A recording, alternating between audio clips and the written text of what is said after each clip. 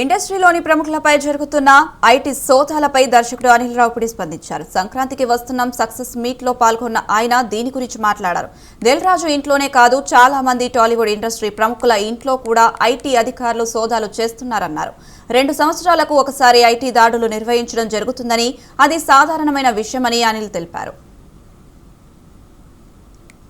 మా ప్రొడ్యూసర్ బాధలు లేరండి. ఇండస్ట్రీలో చాలా మంది మీద జరుగుతున్నాయి రైట్స్, ఆయన ఒక్కడి మీద జరగట్లేదు. అండ్ ఇట్స్ టు చాలా ఇది ఒక ప్రాసెస్లో భాగమే. ప్రతిసారి 2 ఏళ్ళకి ఒకసారి 3 ఏళ్ళకి ఒకసారి ఇండస్ట్రీ మీద కానీ బిజినెస్ సర్కిల్స్లో కానీ ఐటీ రైట్స్ జరగడం సర్వసాధారణం.